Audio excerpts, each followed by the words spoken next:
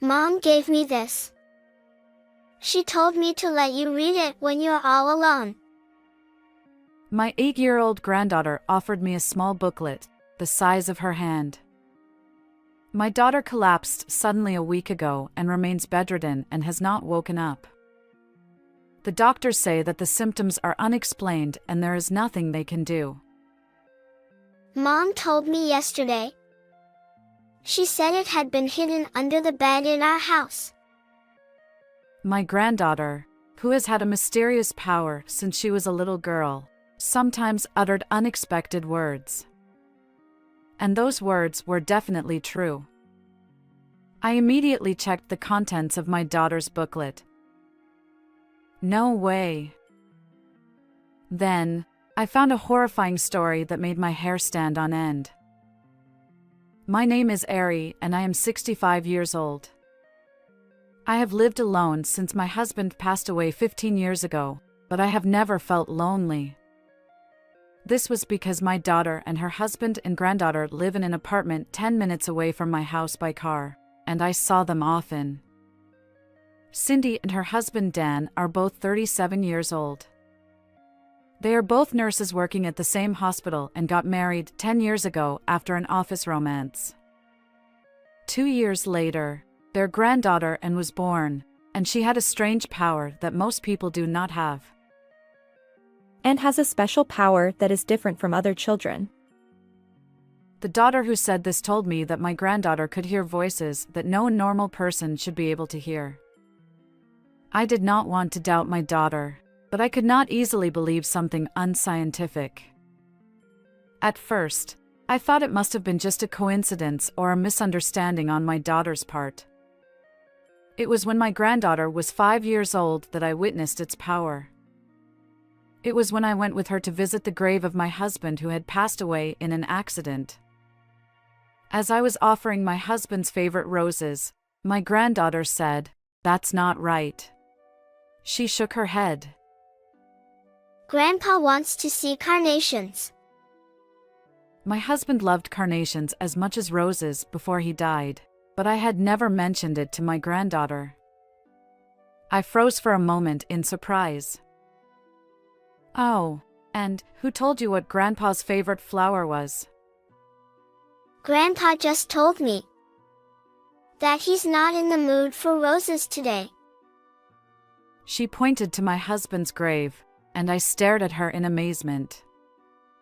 At the time I was still half convinced of my granddaughter's power, but then something happened a short time later that forced me to believe in her power. It happened when I went to the supermarket with my daughter and granddaughter. As we passed by a pregnant woman shopping, my granddaughter suddenly turned around and shouted loudly, "Wait! Your baby is in pain and crying. Go to the hospital right away." My granddaughter stopped by our neighbor, a woman who was also familiar with my daughter. She was standing there with a blank look on her face, and my granddaughter pleaded with her to hurry. Then, the daughter rushed to them and said, "Thinking you've been tricked, will you go to the hospital with me now?"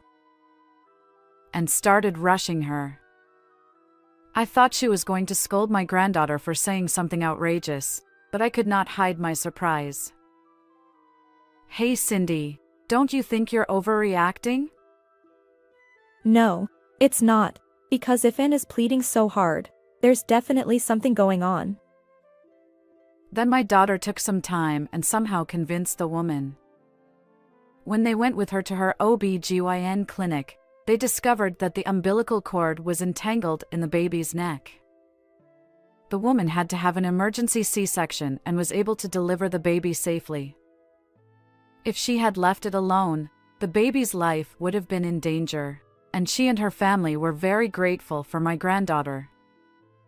Since then, I have come to believe in Anne's magical powers. However, my daughter asked me to keep this a family secret and I did not tell anyone. And that mysterious power would later cause a terrible tragedy. It all started one fine holiday. It was when my daughter came to visit my house with my granddaughter. "I brought cookies for you," Wow. Thank you.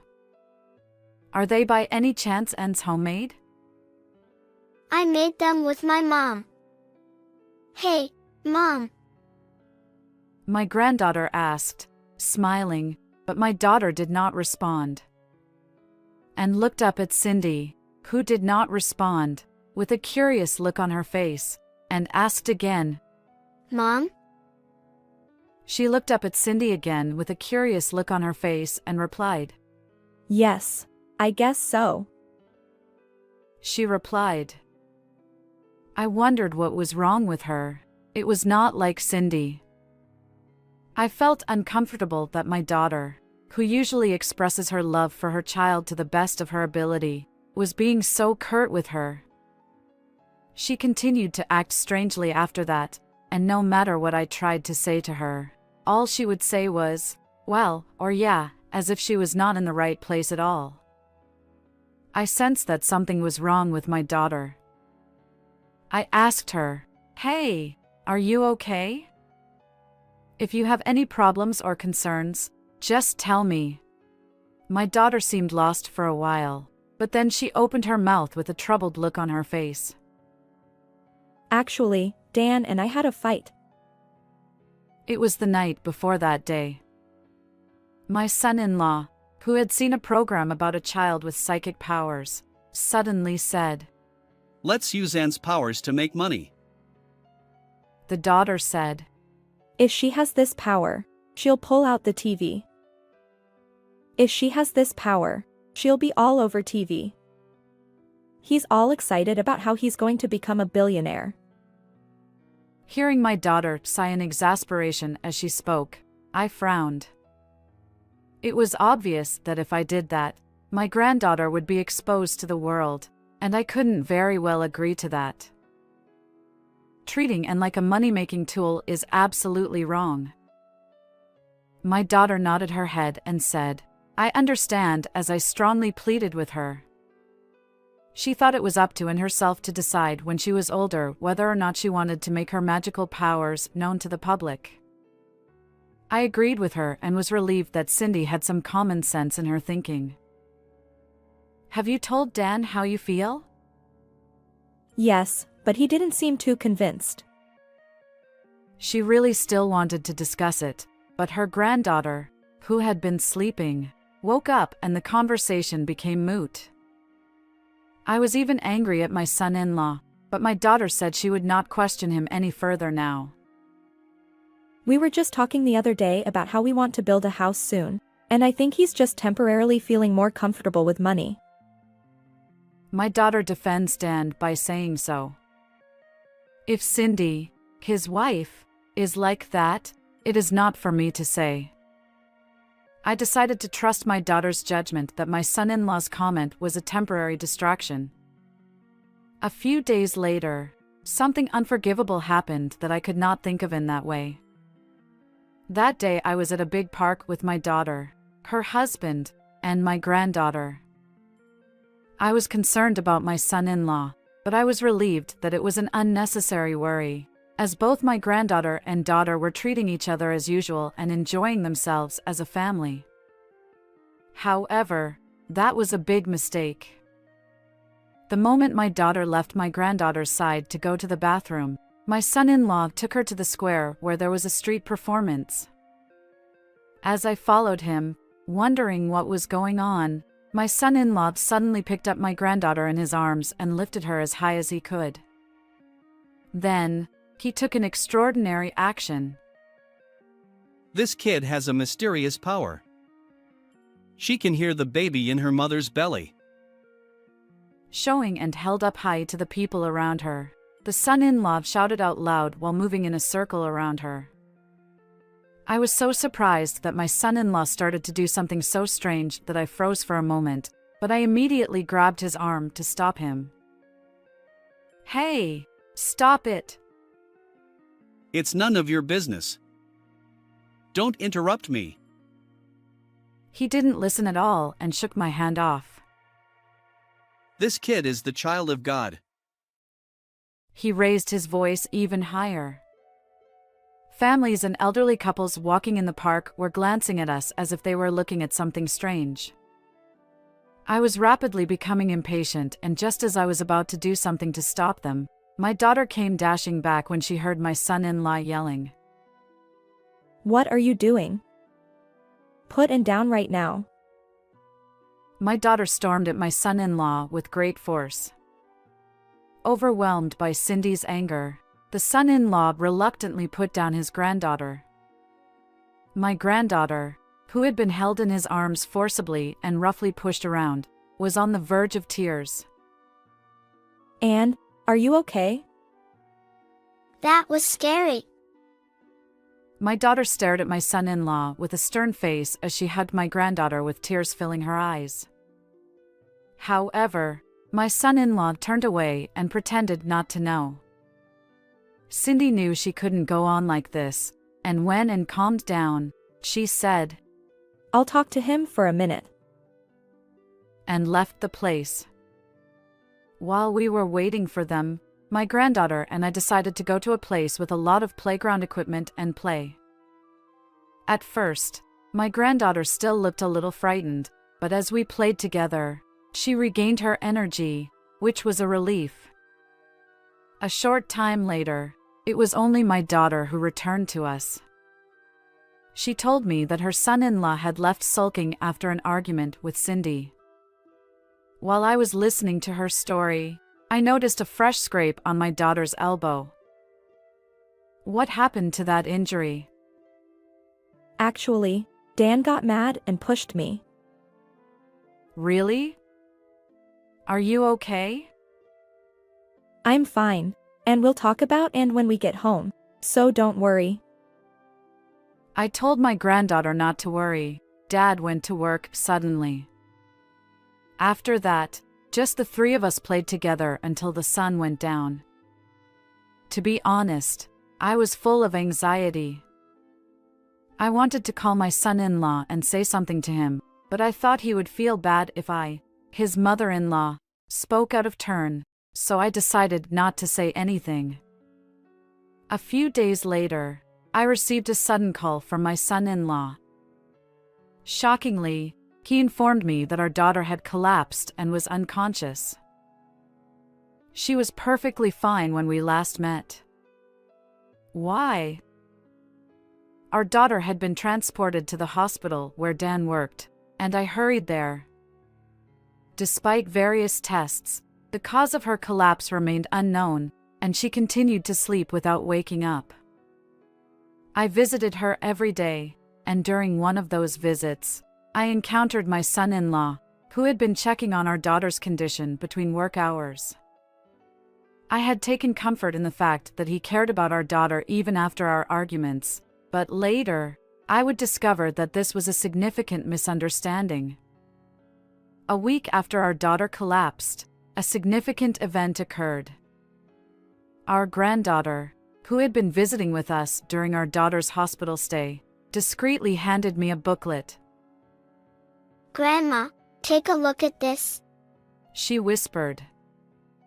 She glanced around, ensuring no one was nearby, and seemed quite cautious. What's this? It's from Mom.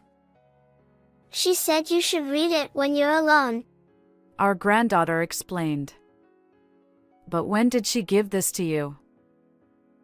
Yesterday. Mom told me it's hidden under the bed at home. Yesterday, our daughter was already in a coma.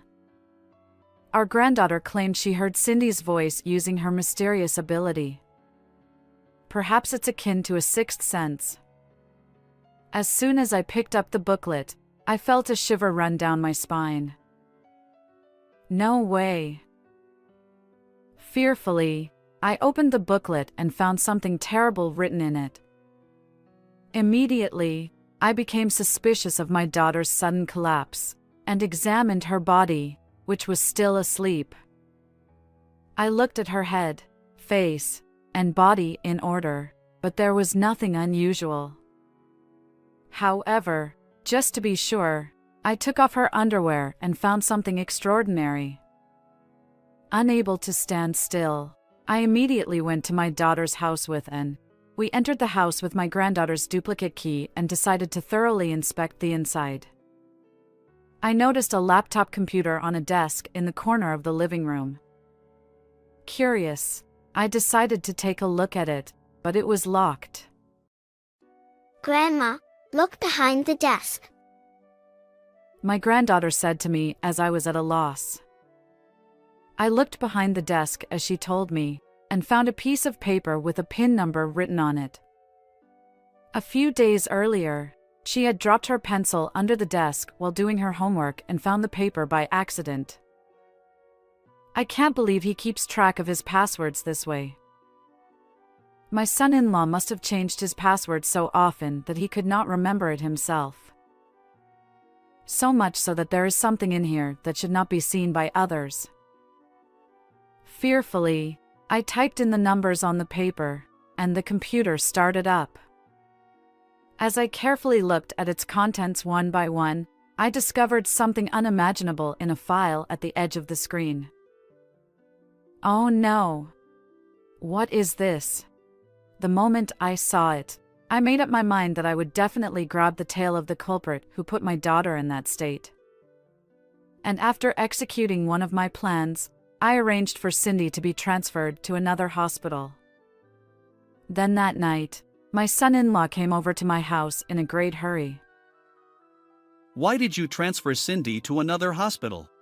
He was so angry that he shouted at the top of his lungs, not caring about the neighbor's eyes even though he was on our doorstep.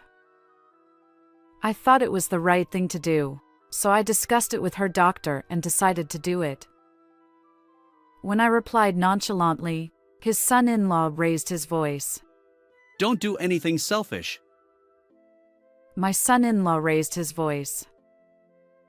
I brought her all the way to the hospital where I work because I wanted to be close by and talk to her every day. The son-in-law lowered his eyebrows in an exaggerated manner and mumbled with a look that said he was worried about his daughter. I was so disgusted by his expression that I couldn't contain myself and stormed over to him the next moment. No way! You tried to send Cindy to the other side of the world. What? What are you talking about all of a sudden? After a moment of wide-eyed impatience, I silently offered something to my son-in-law, who immediately turned red and became angry. It was my daughter's booklet that I had secretly received from my granddaughter. The first part of the diary was a bland one, but after a certain day, it became all about my son-in-law. Just from the day you said you wanted to use and as a money-making tool. The daughter's diary said, Dan has been acting strange since we had the fight about Anne. He has become unfriendly and cold. Dan seems to be sneaking around on the computer looking up things. I can't help but feel uneasy. This is just a small part of the story, but I could see how my daughter was growing more anxious and distressed as the days went by. When I think of Cindy at this time, it is heartbreaking. However, in direct contrast to me, my son-in-law expressed his displeasure. I didn't behave that way. It's just my wife's self-serving assumption. The son-in-law looked annoyed and said, but such an excuse would not work. But such an excuse was not going to cut it, because on a page further down in the booklet something terrible was written. Then what do you mean by this sentence? Something like a syringe needle had fallen out, then I questioned him about it. He acted suspiciously. The son-in-law clearly looks upset. I read this section of the booklet and knew I had to do a thorough search of my daughter's house. And as a result, I found something extraordinary. What is this thing I found in your room? I confronted my son-in-law with a notebook with the word plan written on the cover. This notebook was filled with instructions on how to send my daughter to the other side of the world. When I showed it to my son-in-law, he broke out in a sweat on his forehead and said in a hoarse voice, "That's not mine." He shouted at the top of his voice. It was obvious that he was in a great hurry, and no matter how much he denied it, it sounded like he was saying, "It's mine."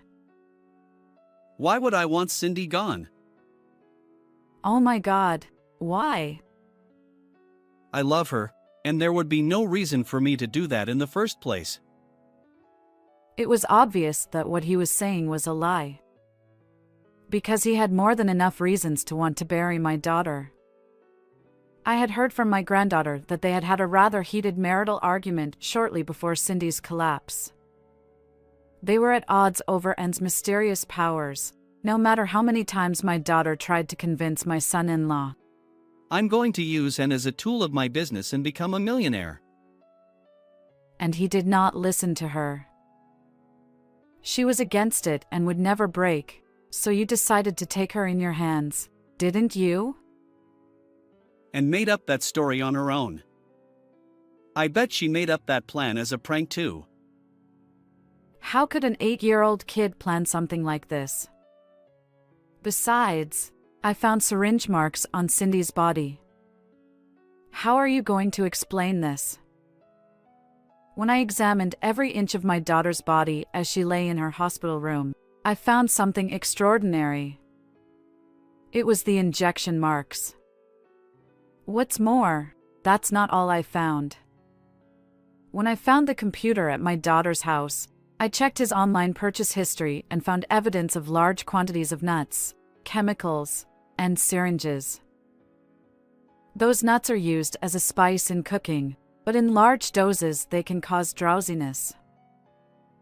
My son-in-law mixed a large amount of it in her food, put my daughter to sleep, and had her rushed to the hospital where he worked. Since it was the hospital where he worked, it was easy for him to secretly falsify the results of various tests. Since his daughter and son-in-law have the same blood type, he exchanged Cindy's blood with his own that he had originally prepared. In this way, after hospitalizing his daughter, he kept putting her to sleep with this and that, and tried to extinguish Cindy's life by injecting drugs little by little with a syringe. All these plans were written down in the notebook. I don't know anything.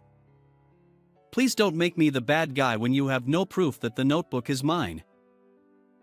He was still trying to keep his mouth shut at this point, but we still had a trump card left. Well, I'll show you the definitive proof. As soon as I played back the recording, his face turned blue and his stubborn attitude turned into a panic. Oh my God. Why is this thing on there? I showed my son-in-law a video that showed him in the hospital room putting something into my daughter's IV. Upon seeing the booklet and the plan, I was convinced that my son-in-law was trying to make Cindy disappear, and I immediately set up a small hidden camera in my daughter's hospital room. I made that footage available to my phone in real time and checked the video every 10 minutes. Then, a few hours after setting up the camera, I was able to record the decisive moment. This was just the injection of a drug that the doctor had ordered. There is no use in telling such a lie. Immediately after I saw this video, I asked the doctor to retrieve the IV and analyze the ingredients inside. As a result, I found out that it was mixed with a dangerous chemical that the hospital did not have. Then, having perfectly caught my son-in-law at the scene of the crime, I immediately transferred Cindy to a different hospital. Now there will be no more excuses. Damn. I shouldn't have injected her IV just because it was too much trouble to take off her clothes. Throwing himself down, the son-in-law spat that out, then scratched his head and kicked the front door with all his might. You mean to say that you admit that you did all this? Oh, no, no. It's wrong. Not at all. Although he became impatient at his own careless remark, he could think of no excuse and just kept repeating the same words. However, no matter how much he tries to talk his way out of it now, it is futile. I have already filed a damage report and submitted these evidences to the police, so an investigation should have started by now. You will be arrested soon. The son-in-law, with a look of despair on his face as he realized that there was nothing left for him to do, made a series of exaggerated apologies to show for it. Please forgive me. How can I make it right for you to forgive me? I looked down at him with cold eyes, having no intention of forgiving him when he did that. I won't use it as a business tool anymore, and I will take good care of Cindy too. Please withdraw the damage report. Even after saying this, my son-in-law kept making excuses, apologizing, and jumbled up his words. However, none of his words touched my heart, and on the contrary, only my discomfort grew. You're depressing me, so I want you to leave. I coldly pushed away my son-in-law who was clinging to me, and his face looked as if it was the end of the world. Wait.